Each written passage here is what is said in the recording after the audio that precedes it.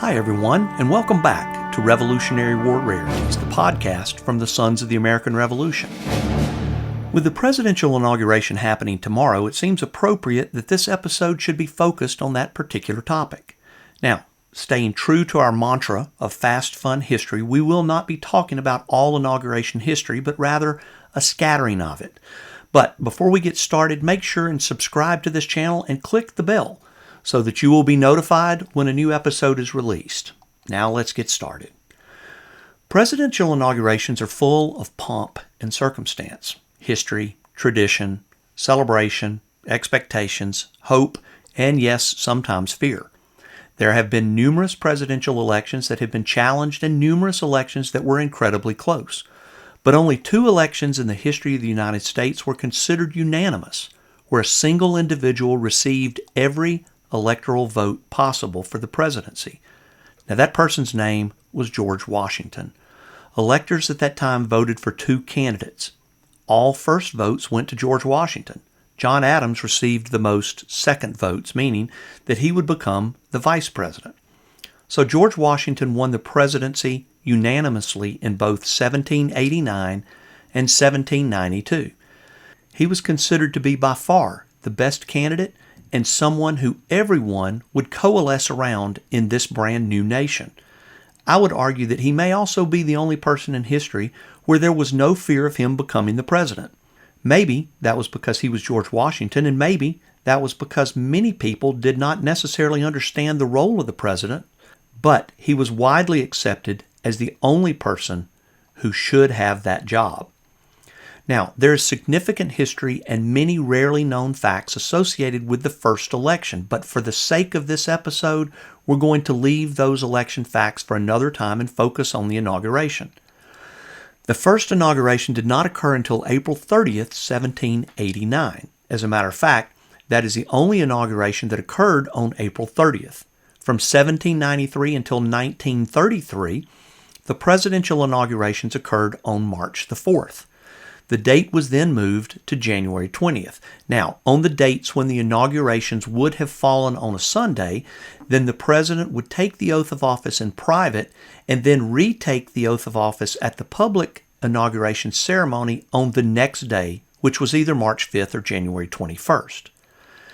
There's only one component of the inauguration that is mandated by the Constitution of the United States, and that is the oath of office, which goes like this.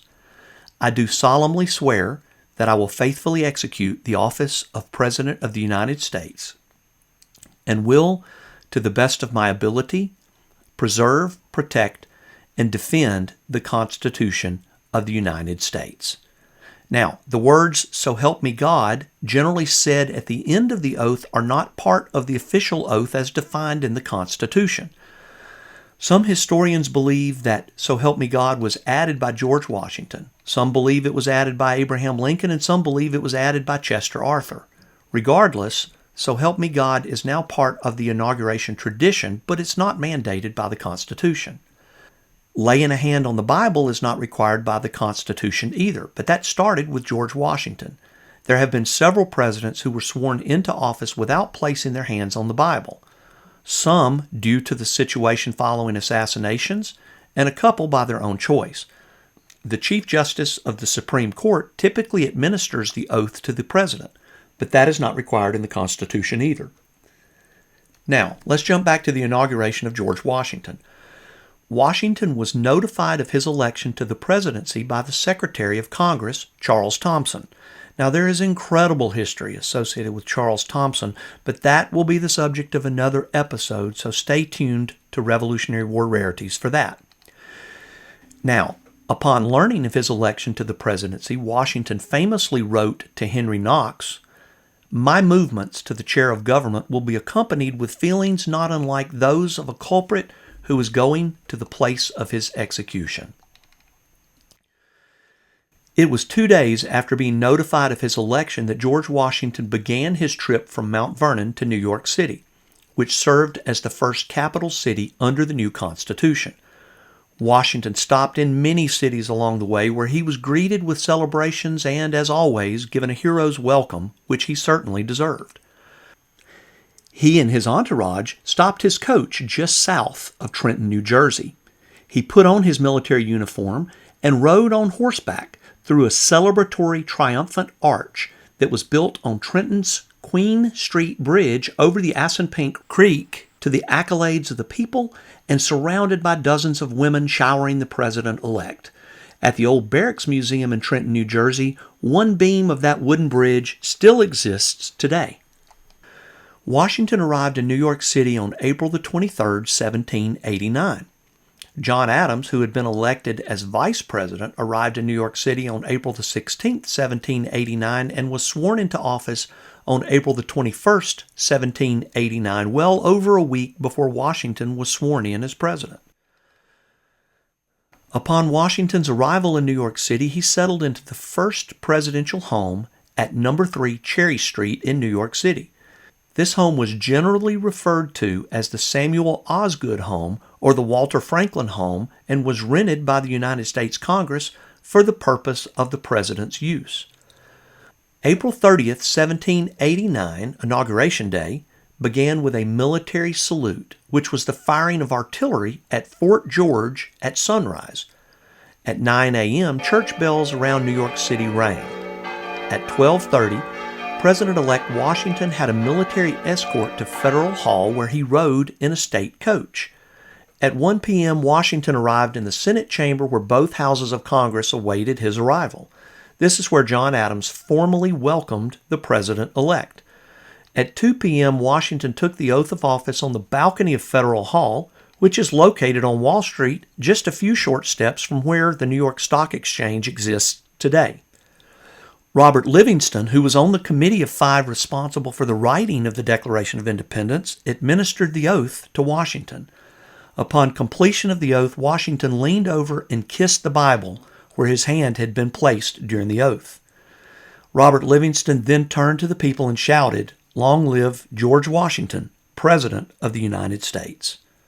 Washington then bowed to the crowd and to the thunderous roars, and then retired to the Senate chambers where he delivered the first ever inaugural address from a President of the United States. Mid-afternoon, the inaugural party proceeded down to St. Paul's Chapel for an Episcopal church service. Now, to keep this in perspective, St. Paul's Chapel is still standing today. It is the little church that went almost undamaged as the World Trade Center collapsed only 100 yards away from it on September 11, 2001. Upon completion of the church service, Washington returned to No. 3 Cherry Street, the presidential home or the first White House, where he had dinner alone.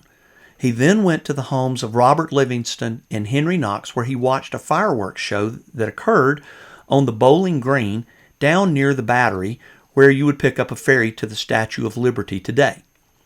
Around 10 p.m., Washington is very tired and wants to go back to his new home.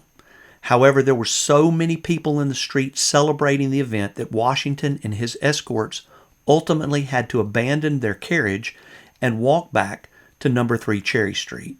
And that is the abbreviated story of the first inauguration of George Washington. So as you watch the inauguration of the president, I think it's important to remember that this country is steeped in history, in tradition, in liberty, in honor, and yes, it is frequently steeped in disagreement. But the beauty of the Constitution of the United States is that it gives us a right to disagree, and it gives us a government with a series of checks and balances designed to ensure that we remain a government of the people, by the people, and for the people. And for that, I'm very thankful. To learn more of this historic event and our nation's formative years, we recommend The First Inauguration, George Washington and the Invention of the Republic by Stephen Howard Brown, published by Penn State University Press. Professor Brown's book can be found at your local library or wherever books are sold. And that, my friends, is the story of the first Inauguration Day, and that is another Revolutionary War rarity. My name is Jim Griffith, and I hope you will join us again in 2 weeks for another episode of Revolutionary War Rarities. This has been a production of the National Society, Sons of the American Revolution, www.sar.org. www.inauguration.org.